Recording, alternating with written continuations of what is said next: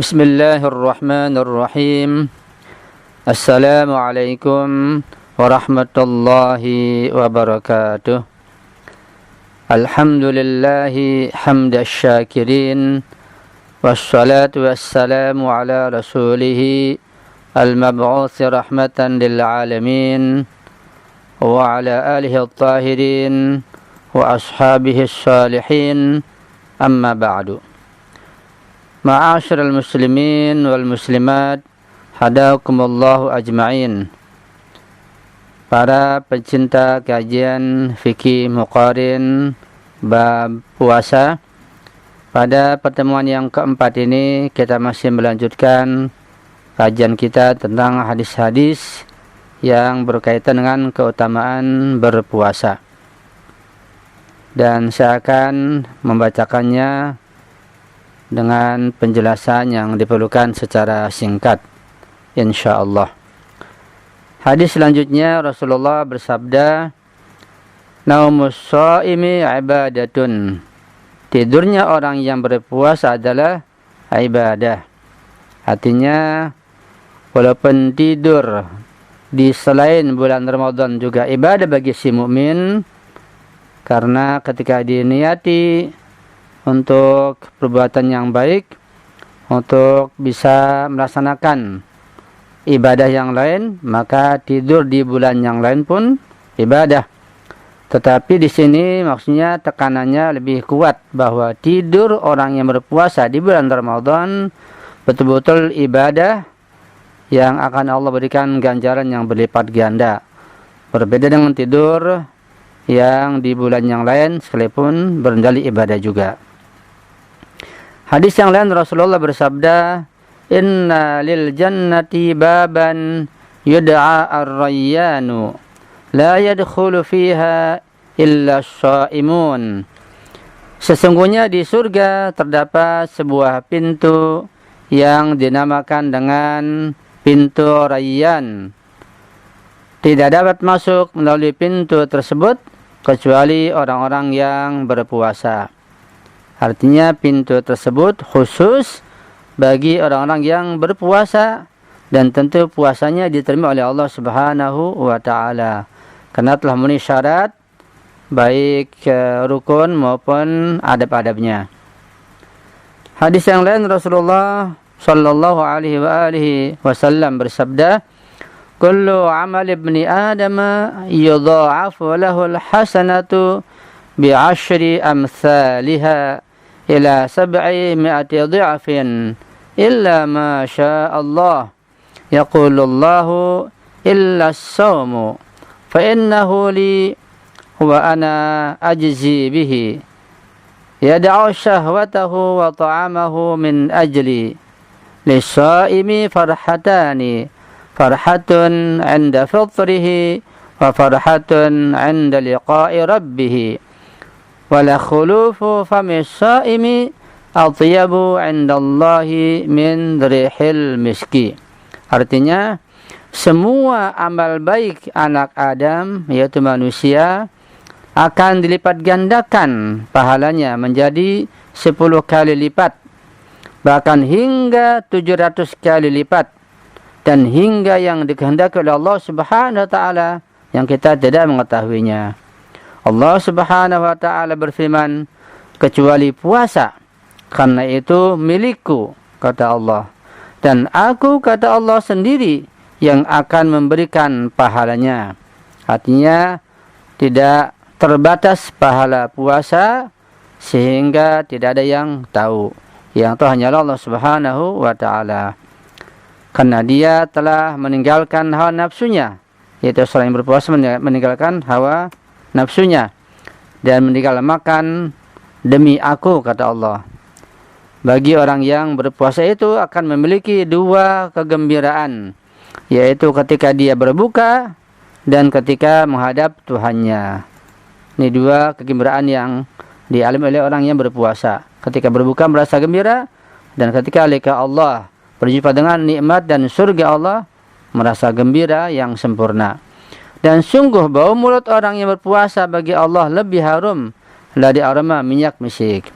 Tentu saja di sini bukan bau mulut secara langsung, tetapi di balik bau mulut itu dia menawan hawa nafsu, menahan dirinya, tidak berbuat dosa, tidak berbuat maksiat, sehingga tingkah lakunya, sikapnya, dan imannya itulah yang membuat harum di sisi Allah Subhanahu wa taala, bukan dilihat dari sisi materi mulutnya itu sendiri, tapi dilihat di balik mulutnya dia menahan diri, menahan hawa nafsu dan meninggalkan berbagai macam maksiat.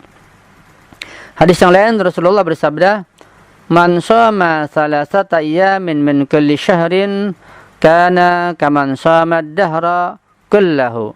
Lianna Allah azza wa jalla yaqul, "Man jaa'a bil hasanati falahu 'asyru amsalihha." Artinya, barang siapa yang berpuasa 3 hari setiap bulan, yaitu pada ayyamul bayd, hari-hari putih, tanggal 13, 14, 15 setiap bulan Hijriah Qamariyah, maka sama pahalanya dengan yang berpuasa 1 bulan penuh. Karena Allah Subhanahu wa taala berfirman, barang siapa yang berbuat 1 kebajikan, maka dia akan mendapatkan pahala 10 kali lipat.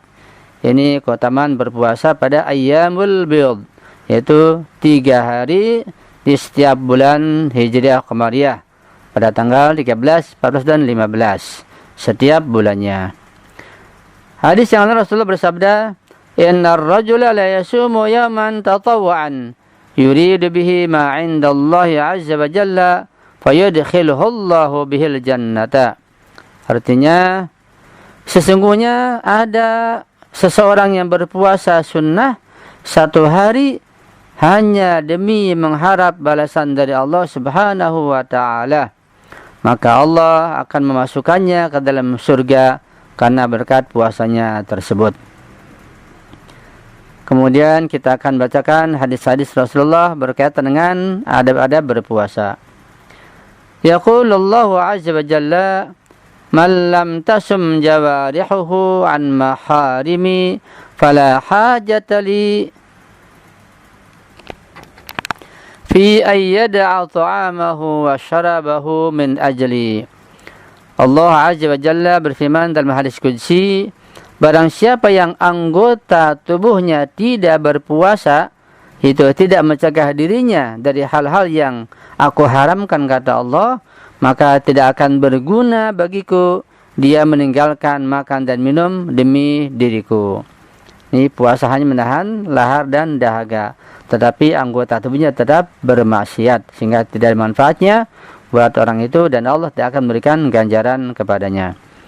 Hadis yang lain Rasulullah bersabda, "Asyamu ijtinabul maharimi kama yamtani'ur rajulu minat ta'ami wasyarabi." Puasa itu hendaknya seseorang mencegah diri dari yang diharamkan oleh Allah Subhanahu wa taala, sebagaimana ia mencegah diri dari makan dan minum. Hadis yang lain Rasulullah bersabda, "Ma yasna'u as-sha'imu bisyamihi idza lam yasun lisanahu wa sam'ahu wa basarahu wa jabarihahu." Artinya, apa yang akan diperoleh oleh seseorang yang berpuasa jika dia tidak menjaga lidah, tidak menjaga pendengaran, mata dan anggota tubuhnya yang lain? Tentu tidak ada maknanya dan tidak ada ganjarannya dari Allah Subhanahu wa taala. Hadis yang lain, "Idza sumta falyasum sam'uka wa basaruka wa sya'ruka wa jilduka." Wa qala la yakunu yaumu shaumika ka yaumi fitrika. Artinya, jika kamu berpuasa, maka hendaknya berpuasa pula pendengaranmu, matamu, rambutmu, kulitmu, dan segala sesuatu selain ini. Kemudian beliau menyebutkan beberapa hal yang lainnya dari anggota tubuhnya.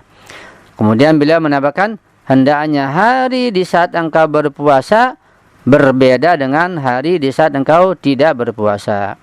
Jadi seluruh anggota tubuh harus berpuasa, termasuk kulit, rambut, mata, telinga, tangan, kaki, dan seterusnya.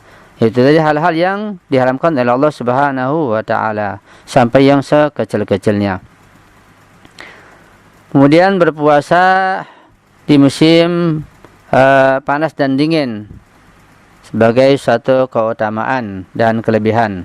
Rasulullah bersabda, "As-saumu fi syita'i al-ghanimatu al-baridatu." Puasa di musim dingin merupakan keuntungan, yaitu berupa kesejukan. Artinya, seseorang yang tinggal di suatu negara yang ada musim dingin, musim panasnya, maka ketika tiba musim dingin, tiba bulan Ramadan, maka itu keuntungan. Karena harinya singkat ketika musim dingin, kemudian juga cuacanya sangat mendukung untuk berpuasa, dan sehingga tidak terasa haus. Di samping pendek juga harinya, maka bisa melaksanakan banyak kegiatan yang lainnya. Tenaga akan lebih kuat tentunya. Hadis yang lain, Rasulullah bersabda, "Afdhalul jihadi as-shaumu fil harri." Jihad yang paling utama adalah berpuasa di musim panas. Ini tentu sangat berat di saat negara yang ada musim panasnya. Dan kita Indonesia alhamdulillah tidak mengalami musim dingin, juga tidak ada musim panas, sehingga berpuasa mudah buat kita semuanya insyaallah. Sampai di sini tentang hadis-hadis keutamaan berpuasa.